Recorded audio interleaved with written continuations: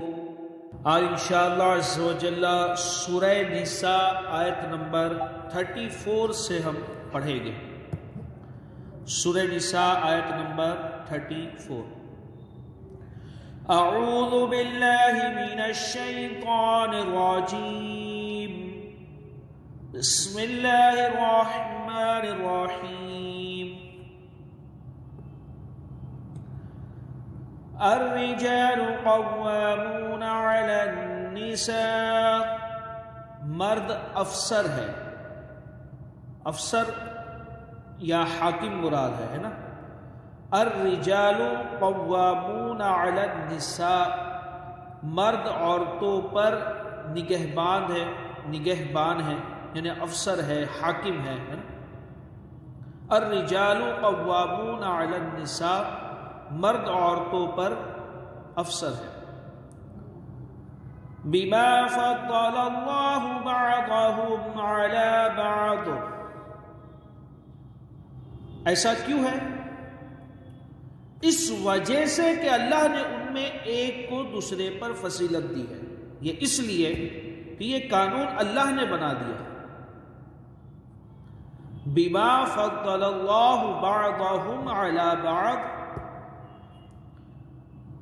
اس وجہ سے کہ اللہ نے ان میں ایک کو دوسرے پر فضیلت دی ہے۔ یہ اللہ کا بنایا ہوا نظام ہے۔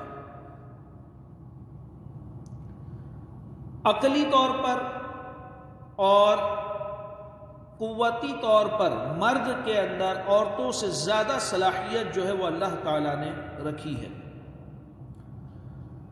اور دوسری وجہ وَبِمَا أَنفَقُوا مِنْ أَمْوَالِهِمْ، اور اس وجہ سے کہ مرد عورتوں پر اپنا مال خرچ کرتے ہیں۔ نکاح دونوں کی ضرورت ہے، مرد کی بھی عورت کی بھی، مگر مہر جو ہے وہ مرد کے ذمہ ہے کہ وہ ادا کرے، عورت وصول کر رہی ہے۔ دونوں کی ضرورت ہے، نکاح ساتھ میں رہ رہے، مگر عورت کا جو نان و نفقہ ہے وہ مرد کے ذمہ رکھا گیا ہے۔ تو دوسری وجہ یہ ہے، اور اس وجہ سے کہ مرد عورتوں پر اپنا مال خرچ کرتے ہیں۔ وَبِمَا أَنفَقُوا مِنْ أَمْوَالِهِمْ، تو الرجال قوامون علی النساء، مرد عورتوں پر افسر ہے، مرد عورتوں پر حاکم ہے، نگہبان ہے۔ بما فضل اللہ بعضهم علی بعض، اس وجہ سے کہ اللہ نے ان میں ایک کو دوسرے پر فضیلت دی۔ یہ قانون اللہ نے بنایا، یہ فضیلت مردوں کو اللہ نے دی ہے، اور پھر اس اعتبار سے مردوں کے اندر اللہ نے وہ صلاحیت بھی رکھی ہے۔ وَبِمَا أَنفَقُوا مِنْ أَمْوَالِهِمْ، اور اس وجہ سے کہ مرد عورتوں پر اپنا مال خرچ کرتے ہیں۔ فَالصَّالِحَاتُ، اب یہاں پر نیک عورتوں کی علامت اور نشانیاں بیان کی جا رہی ہے کہ کون عورتیں نیک ہیں۔ وہ کون عورتیں ہیں جنہیں قرآن نیک کہہ رہا ہے؟ اللہ کے نزدیک نیک عورتیں کون ہیں؟ فَالصَّالِحَاتُ، تو نیک عورتیں، پہلی علامت ان کی یہ ہے قانتات، اپنی شوہروں کی اطاعت کرنے والی۔ قانتات، اپنی شوہروں کی اطاعت کرنے والی، پہلی صفت۔ حافظات للغیب، اور ان کی عدم موجودگی میں حفاظت کرنے والی، یعنی مرد تو رہتا نہیں ہے گھر پہ، جب مرد گھر کے باہر ہے تو اس کے گھر کی، اس کے مال اور اسباب کی، ہے نا، اس کے بچوں کی، خود کی، اس کی، کیونکہ یہ بھی ایک طریقے سے مرد کے اس میں ہے، حفاظت کرنے والی۔ وَحَافِظَاتٌ لِلْغَيْبِ، اور اس کی غیر موجودگی میں، عدم موجودگی میں حفاظت کرنے والی۔ بما حفظ اللہ، اللہ کی حفاظت و توفیق سے حفاظت کرنے والی، اللہ کی دی ہوئی توفیق سے حفاظت کرنے والی۔ رازق اللہ ہے مگر بندہ کوشش کرتا ہے، اسی طریقے سے حقیقی حفاظت کرنے والا رب ہے اور اس کی توفیق سے یہ جو ہے حفاظت کرنے والی۔ تو فالصالحات، تو نیک عورتیں کون ہیں؟ قانتات، اپنی شوہروں کی اطاعت گزار، اور دوسری صفت حافظات للغیب، اس کی غیر موجودگی میں حفاظت کرنے والی، بما حفظ اللہ، اللہ کی حفاظت اور توفیق سے حفاظت کرنے والی۔ واللاتی تخافون نشوزہن، اور جن عورتوں کی نافرمانی کا تمہیں اندیشہ ہو۔ پہلے نیک عورتوں کے بارے میں بیان ہوا، کون عورتیں اچھی ہیں۔ دوسرا واللاتی تخافون نشوزہن، اور جن عورتوں کی نافرمانی کا تمہیں اندیشہ ہو، فاعظوہن، تو انہیں سمجھاؤ۔ پہلا اسٹیپ انہیں سمجھانا ہے، قرآن کے ذریعے، احادیث کے ذریعے، روایات اور واقعات کے ذریعے انہیں سمجھایا جائے، یا جو بھی انداز اختیار کیا جائے۔ فاعظوہن وعظ سے بنا ہے، وعظ، فاعظوہن، تو انہیں سمجھاؤ۔ وَاهْجُرُوهُنَّ فِي الْمَضَاجِعِ وَاضْرِبُوهُنَّ، اور دوسرا جو سٹیپ ہے وَاهْجُرُوهُنَّ فِي الْمَضَاجِعِ، اور نہ سمجھنے کی صورت میں پہلے تو انہیں سمجھاؤ، اور نہ سمجھے تو دوسرا یہ ہے وَاهْجُرُوهُنَّ فِي الْمَضَاجِعِ، ان سے اپنے بستر الگ کر لو۔ اب ان کو جو ہے تمہارے پاس سونے کی اجازت نہیں، ان سے اپنے بستر الگ کر لو۔ وَاهْجُرُوهُنَّ فِي الْمَضَاجِعِ، ان سے اپنے بستر الگ کر لو۔ تیسرا اسٹیپ یہ ہے وَاضْرِبُوهُنَّ، اور پھر نہ سمجھنے پر انہیں مارو۔ وَاضْرِبُوهُنَّ، انہیں مارو۔ تو واللاتی تخافون نشوزہن، اور جن عورتوں کی نافرمانی کا تمہیں اندیشہ ہو، فاعظوہن، تو انہیں سمجھاؤ۔ واہجروہن فی المضاجع، اور ان سے اپنے بستر الگ کر لو۔ واضربوہن، اور انہیں مارو۔ فَإِنْ أَطَعْنَكُمْ، یہ اسی صورت میں کہ پہلا اسٹیپ کرے، عورت نے نہیں سنی، نہیں سمجھی، پھر دوسرا اسٹیپ، پھر نہیں سنی، نہیں سمجھی، پھر تیسرا اسٹیپ، اور جو وَاضْرِبُوهُنَّ ہے اس کے تحت تفسیر میں ہم پڑھیں گے کہ اس کی کیا لیمٹس ہے۔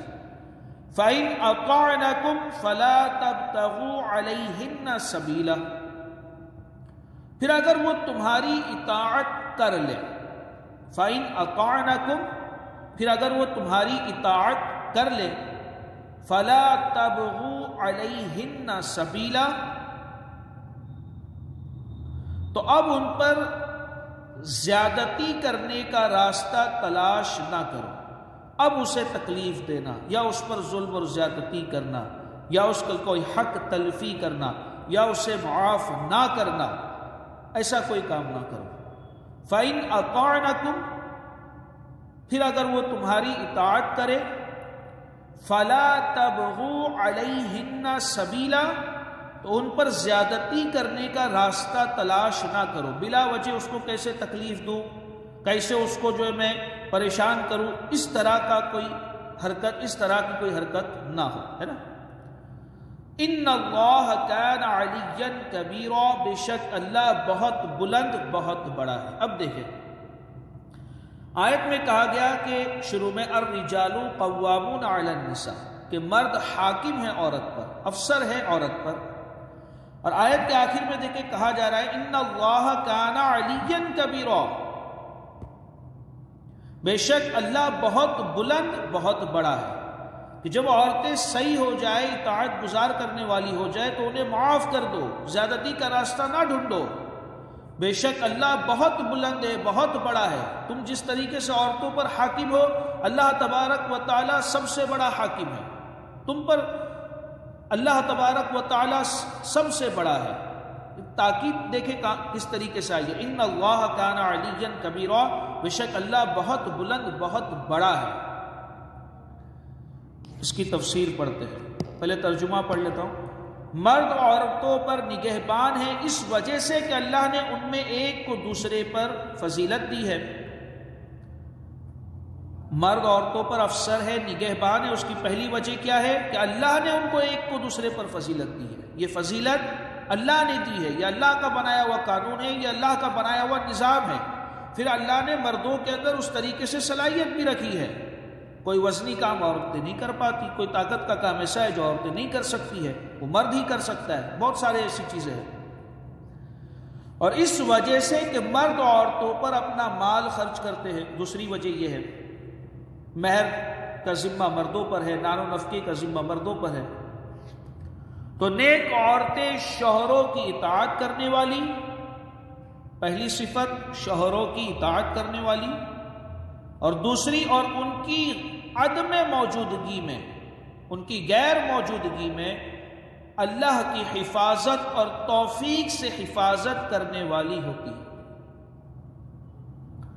اس کے مال کی، اس کی عزت کی، خود کی، بچوں کی، اس کے گھر کی۔ اور جن عورتوں کی نافرمانی کا تمہیں اندیشہ ہو تو انہیں سمجھاؤ، اور نہ سمجھنے کی صورت میں ان سے اپنے بستر الگ کر لو، اور پھر نہ سمجھنے پر انہیں مارو۔ پھر اگر وہ تمہاری اطاعت کر لے تو اب ان پر زیادتی کرنے کا راستہ تلاش نہ کرو، بے شک اللہ بہت بلند بہت بڑا ہے۔ آیت نمبر 34 ہم نے پڑھے، اس کی تفسیر۔ الرجال قوامون علی النساء، مرد عورتوں پر افسر ہے، عورت کی ضروریات، اس کی حفاظت، اسے ادب سکھانے۔ اچھا، عورتوں کی تعلیم کی بھی جو ذمہ داری ہے نا وہ مردوں پر ہے، یہ یاد رہے۔ عموماً ہم جو ہے پڑھی لکھی لڑکیاں ڈھونڈتے ہیں نکاح کے لیے، سب اپنے اپنے اعتبار سے ڈھونڈتے ہیں، کوئی جو ہے دینی اعتبار سے ڈھونڈتا ہے کہ پڑھی ہوئی ہو، عالمہ ہو، ہے نا، کچھ دنیاوی اعتبار سے ڈھونڈتے ہیں کہ اتنی پڑھی ہوئی ہو، مگر اصل میں جو ہے نا عورتوں کو پڑھانے کی بھی جو ذمہ داری ہے وہ مردوں کی ہے۔ عورت کی ضروریات، اس کی حفاظت، اسے ادب سکھانے اور دیگر کئی امور میں مرد کو عورت پر تسلط حاصل ہے، گویا کہ عورت رعایا اور مرد بادشاہ ہے۔ اس لیے عورت پر مرد کی اطاعت لازم ہے۔ اس سے ایک بات یہ واضح ہوئی کہ میاں بیوی کے حقوق ایک جیسے نہیں، بلکہ مرد کے حقوق عورت سے زیادہ ہے، یعنی عورتوں کو جو ہے زیادہ خدمت کرنی مردوں کی، مرد کے حقوق عورتوں سے زیادہ ہے۔ مثال کے طور پہ عورت جو ہے اگر اس کو دو آپشن ہو کہ مرد کی خدمت کرے یا والد کی، تو عورت جو ہے وہ مرد کی خدمت کرے گی، مرد کی اطاعت کرے گی۔ اور یہی دو آپشن اگر آدمی کے پاس ہو کہ عورت کے پیچھے زیادہ توجہ دے یا والدہ کے، تو وہ والدہ کے پیچھے جو ہے والدہ کی زیادہ خدمت کرے گا، تو مردوں کے حقوق زیادہ ہے۔ اور ایسا ہونا عورت کے ساتھ ناانصافی یا ظلم نہیں، بلکہ عین انصاف اور حکمت کے تقاضے کے مطابق ہے۔ یہ آیت کا شان نزول سنیے۔ حضرت سعد بن ربیع رضی اللہ تعالی عنہ نے اپنی بیوی حبیبہ کو، یہ صحابی رسول ہے سعد بن ربیع، انہوں نے اپنی بیوی حبیبہ کو کسی خطا پر، ان کی کوئی غلطی پر ایک تماچا مارا، جس سے ان کے چہرے پر نشان پڑ گیا۔ یہ اپنے والد کے ساتھ حضور سید المرسلین صلی اللہ تعالی علیہ وسلم کی بارگاہ میں اپنے شوہر کی شکایت کرنے حاضر ہوئی. یہ اپنے والد کے ساتھ حضور کی بارگاہ میں حاضر ہوئی شوہر کی شکایت کرنے. سرور دو عالم صلی اللہ تعالی علیہ وسلم نے قصاص لینے کا حکم فرمایا، مطلب بدلہ، کہ اس نے تمہیں مارا تم بھی ایک تماچا مارو. تب یہ آیت نازل ہوئی. اب جب یہ آیت نازل ہوئی تو آپ صلی اللہ تعالی علیہ وسلم نے قصاص لینے سے منع فرما دیا. لیکن یہ یاد رہے کہ عورت کو ایسا مارنا ناجائز ہے، چہرے پر مارنے کی اجازت نہیں. بما فضل اللہ بعضهم علی بعض، اس وجہ سے کہ اللہ نے ان میں ایک کو دوسرے پر فضیلت دی. مرد عورتوں پر افسر ہے، حاکم ہے. اس کی وجہ یہ ہے کہ بما فضل اللہ بعضهم علی بعض، اس وجہ سے کہ اللہ نے ان میں ایک کو دوسرے پر فضیلت دی، یا اللہ نے دی ہے. اور پھر اللہ نے ویسی صلاحیت بھی پیدا کی ہے مردوں کے اندر. مرد کو عورت پر جو حکمرانی عطا ہوئی اس کی ایک وجہ یہ ہے کہ رب تعالی نے مرد کو عورت پر فضیلت بخشی. مرد کے عورت سے افضل ہونے کی وجوہات کثیر ہے. ان سب کا حاصل دو چیزیں ہیں، ایک ہے علم اور قدرت. اس میں کوئی شک نہیں کہ مرد عقل اور علم میں عورت سے فائق ہوتے ہیں، یعنی زیادہ ہوتے ہیں. اگرچہ بعض جگہ اس کا الٹ بھی دیکھا گیا ہے کہ عورتوں کے اندر عقلی طور پر صلاحیت زیادہ ہے. اگرچہ بعض جگہ عورتیں بڑھ جاتی ہیں، لیکن مجموعی طور پر جب پورے ورلڈ کا جائزہ لیا جائے تو مجموعی طور پر ابھی بھی پوری دنیا پر نگاہ ڈالے تو عقل کے امور مردوں ہی کے سپرد ہوتے ہیں. یوں ہی مشکل ترین اعمال، یعنی جو طاقت کے ذریعے جو کام کیے جاتے سر انجام دینے پر انہیں قدرت حاصل ہے. گھوڑ سواری کرنا، تیر اندازی کرنا، بندوق وغیرہ چلانا، یا جو بھی کام ہے تو یہ مرد حضرات ہی کرتے ہیں. یا کوئی وزن کا کام ہے. یوں ہی مشکل قربانی کرنا ہے، یوں ہی مشکل ترین اعمال سر انجام دینے پر انہیں قدرت حاصل ہے. یہی وجہ ہے کہ مرد عقل و دانائی اور قوت میں عورتوں سے فوقیت رکھتے ہیں. مزید یہ ہے کہ جتنے بھی انبیاء، ایک وجہ یہ بتا رہے ہیں کہ جتنے بھی انبیاء، خلفاء اور ائمہ ہوئے سب مرد ہی تھے. جتنے بھی انبیاء کرام آئے سب مرد تھے. گھوڑ سواری، تیر اندازی اور جہاد یہ مرد کرتے ہیں. امامت کبریٰ یعنی حکومت اور سلطنت، اور امامت صغریٰ یعنی نماز کی امامت، یوں ہی اذان، خطبہ، حدود اور قصاص میں گواہی. اگر عورت گواہی دے رہی ہے تو بعض جگہوں پر تو ایکسیپٹ ہی نہیں ہے، اور بعض جگہوں پر 2 گواہ کا ہونا ضروری ہے. جیسے وہ زنا کے کیس میں 4 مرد ضروری ہے، عورتوں کی گواہی اس میں قبول نہیں ہے. ہم نے پڑھے ایسے بہت سارے مواقع جہاں عورتوں کی گواہی قبول ہی نہیں ہے. حدود اور قصاص میں گواہی بالاتفاق مردوں کے ذمہ ہے. نکاح، طلاق، رجوع اور بیک وقت ایک سے زائد شادیاں کرنے کا حق مرد کے پاس ہے. اور نسب مردوں ہی کی طرف منسوب ہوتا ہے. بچے کا جو نسب ہے یہ مرد کی طرف منسوب ہوتا ہے. یہ سب قرائن مرد کے عورت سے افضل ہونے پر دلالت کرتے ہیں. مردوں کی عورتوں پر حکمرانی کی دوسری وجہ یہ ہے کہ مرد عورتوں پر مہر، نان و نفقہ کی صورت میں اپنا مال خرچ کرتے ہیں. مردوں کی عورتوں پر حکمرانی کی جو دوسری وجہ ہے وہ یہ ہے کہ مرد جو ہے وہ عورتوں کے مہر ادا کرتے ہیں اور نان و نفقے کی صورت میں اپنا مال خرچ کرتے ہیں، اس لیے ان پر حاکم ہے. خیال رہے کہ مجموعی طور پر ٹوٹل کسی ایک خاص جوڑے کی بات نہیں ہو رہی ہے. ٹھیک ہے، ٹوٹل مجموعی طور پر جن سے مرد جن سے عورت سے افضل ہے، مجموعی طور پر. نہ کہ ہر مرد ہر عورت سے افضل ہے، یہاں یہ مراد نہیں۔ بعض عورتیں ہوتی ہیں بہت صلاحیت ہوتی ہے، عقلی طور پر بھی بہت صلاحیت ہوتی ہے، جسمانی طور پر بھی وہ کئی مردوں کو پچھاڑ دے ایسی ہوتی ہے، تو بعض عورتیں ہوتی ہیں، مگر مجموعی طور پر جنسی طور پر اگر اس کا مقابلہ کیا جائے تو مرد جو ہے وہ عورت سے افضل ہے۔ بعض عورتیں علم اور دانائی میں کئی مردوں سے زیادہ ہیں، جیسے ام المؤمنین حضرت عائشہ صدیقہ رضی اللہ تعالی عنہ، ہم جیسے لاکھوں مرد ان کی نالین کی کھاک کے برابر بھی نہیں ہے۔ حضرت عائشہ صدیقہ رضی اللہ تعالی عنہ، کوئی کتنا بھی بڑا عالم ہو ان کے مرتبے کو نہیں پا سکتا، یہ اتنی ذہین اور اتنی بڑی عالمہ تھی۔ یوں ہی بہت ساری صحابیات ہیں، یوں ہی صحابیہ عورتیں غیر صحابی بڑے بڑے بزرگوں سے افضل ہے۔ کوئی بھی کتنا بھی بڑا ولی ہو کسی صحابی کے مرتبے کو تو نہیں پہنچ سکتا نا، مگر یہ مجموعی طور پر جن سے مرد جن سے عورتوں سے افضل ہے۔ ابھی صحابیہ سے صحابی کا اگر کمپیئر کیا جائے تو ظاہر سی بات ہے صحابی افضل ہے نا۔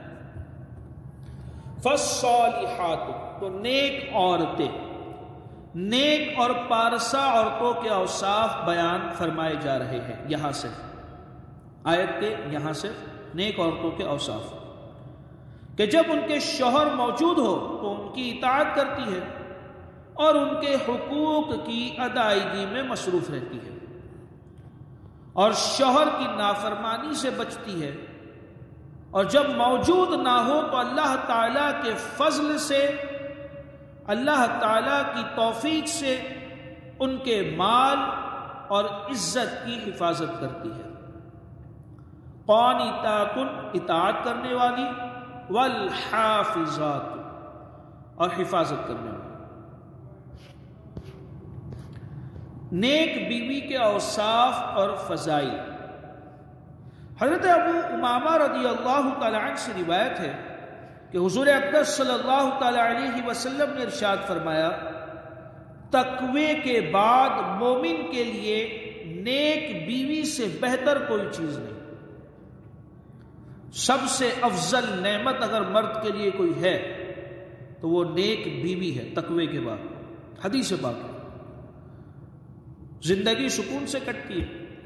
تقوی کے بعد مومن کے لیے نیک بیوی سے بہتر کوئی چیز نہیں۔ اگر وہ اسے حکم دے تو وہ اطاعت کرے،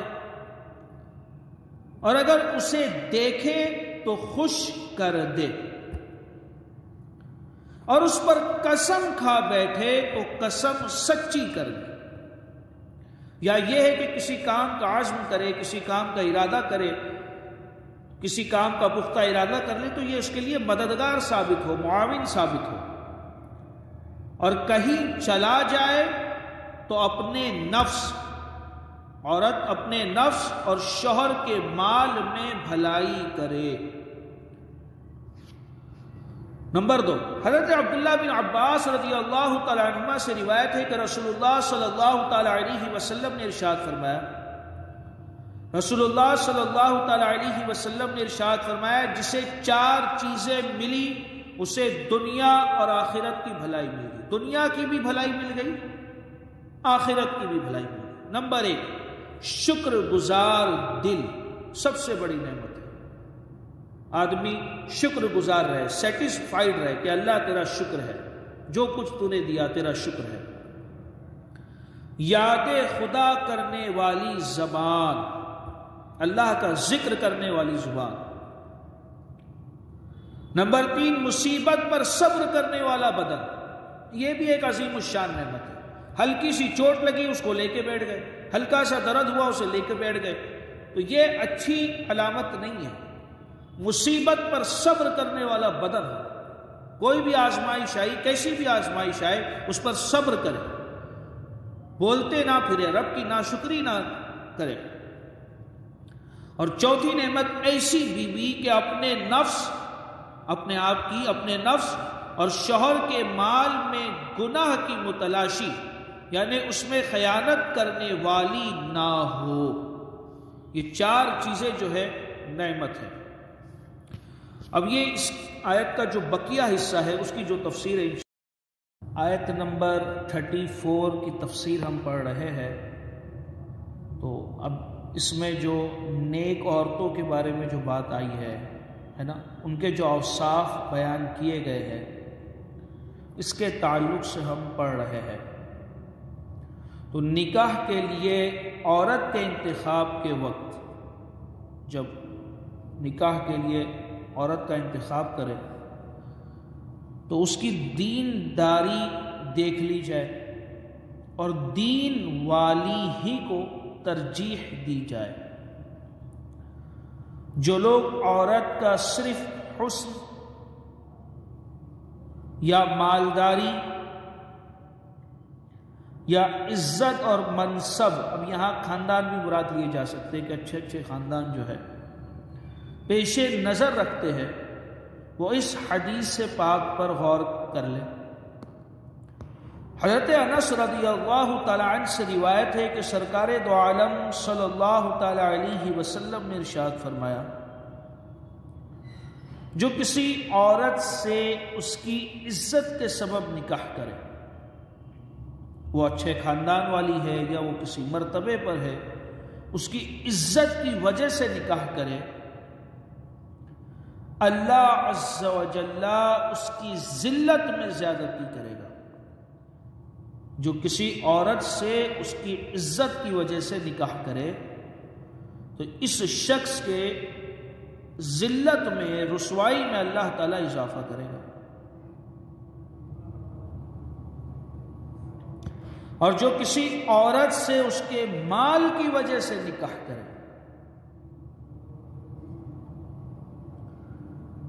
پیسے والی ہے، اچھے خاندان سے ہے، تو جو اس کے مال کی وجہ سے نکاح کرے گا، اللہ عز و جل اس کی محتاجی بڑھائے گا۔ بڑی عبرت کا مقام ہے، اللہ عز و جل اس کی محتاجی بڑھائے گا۔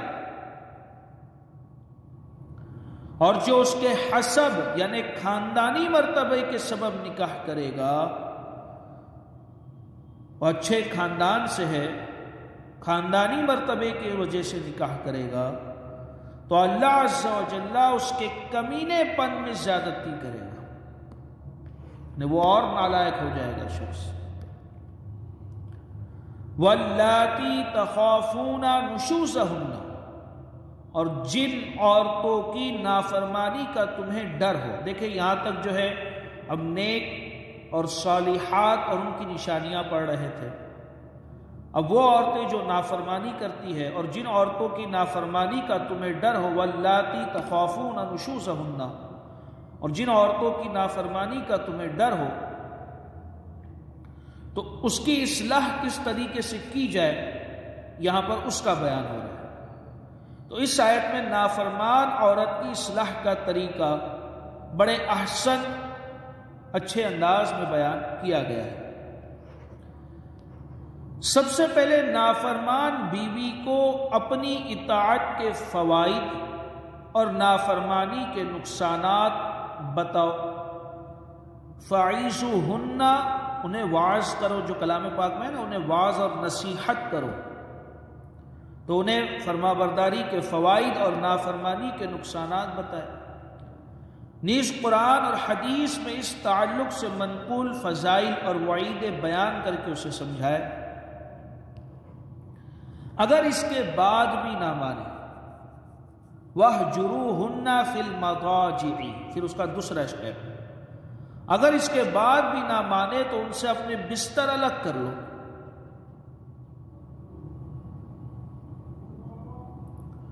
پھر بھی نہ مانے تو تیسرا اسٹیپ، وَضَرِبُوهُنَّ، پھر بھی نہ مانے تو مناسب انداز میں انہیں مارو، وَضَرِبُوهُنَّ، انہیں مارو، تیسرا اسٹیپ۔ اس مار سے مراد ہے کہ ہاتھ یا مسواک جیسی چیز سے چہرے اور نازک اعضاء کے علاوہ دیگر بدن پر 1-2 ضربے لگا دے۔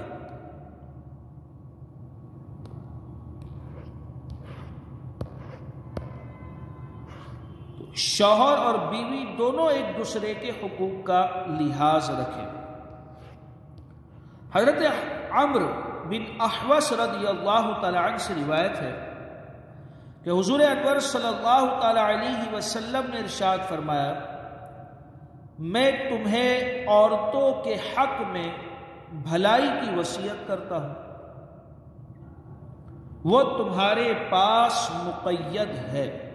وہ تمہارے پاس مقید کہتے جسے قید کیا گیا ہو، رکھا گیا، اب یہ تمہارے نکاح میں ہے، مقید ہے نا۔ جو بسا اوقات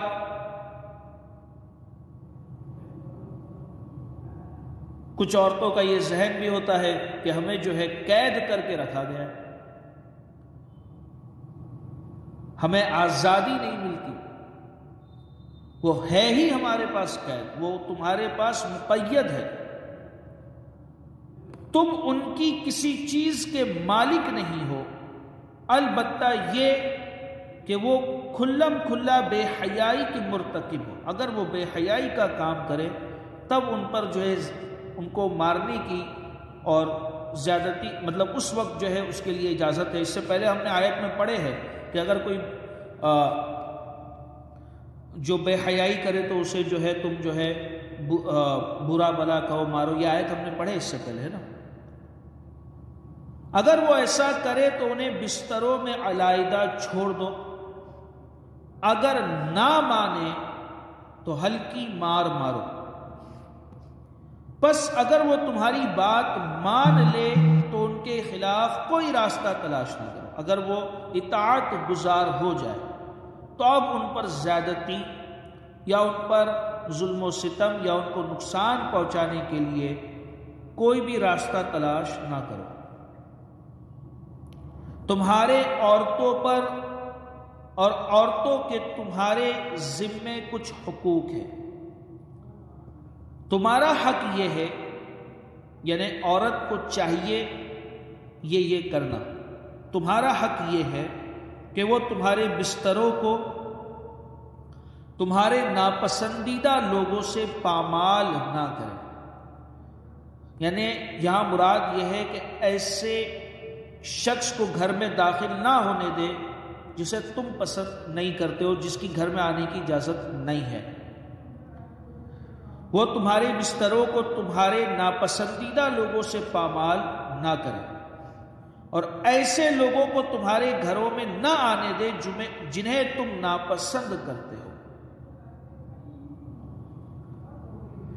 اور تمہارے ذمے ان کا حق یہ ہے، اب آدمی کو عورت کے کیا کیا حقوق ہے، کیا کیا ادا کرنا چاہیے، تو تمہارے ذمے ان کا حق یہ ہے کہ ان سے بھلائی کرو، عمدہ لباس اور اچھی غذا دو۔ اب یہ دیکھیں، وہ تمہارے بستروں کو تمہارے ناپسندیدہ لوگوں سے پامال نہ کرے۔ دوسرا، اور ایسے لوگوں کو تمہارے گھروں میں نہ آنے دے جنہیں تم ناپسند کرتے ہو۔ بسا اوقات ایسا ہو سکتا ہے کہ آپ کی کوئی ایسی سہیلی ہو جس کا گھر میں آنا تمہارے شوہر کو گوارا نہ ہو، یہ بھی ممکن ہے نا، یا تمہارے خاندان کا کوئی ایسا فرد ہو جس کا آنا تمہارے شوہر کو گوارا نہ ہو، یہ بھی ممکن ہے۔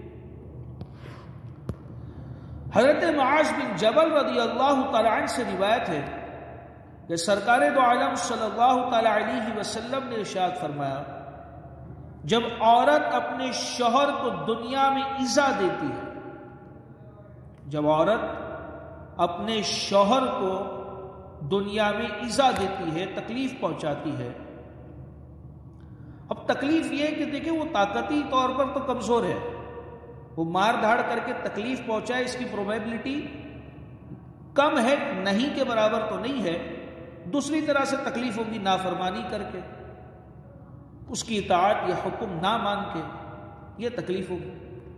جب عورت اپنے شوہر کو دنیا میں ایذا دیتی ہے تو حور عین کہتی ہے خدا عز و جل تجھے قتل کرے، جنت کی حور اسے بدوا دیتی ہے اس عورت کو کہ تجھے اللہ عز و جل قتل کرے، اسے ایذا نہ دے، یہ تیرے پاس مہمان ہے، عن قریب تجھ سے جدا ہو کر ہمارے پاس آ جائے گا۔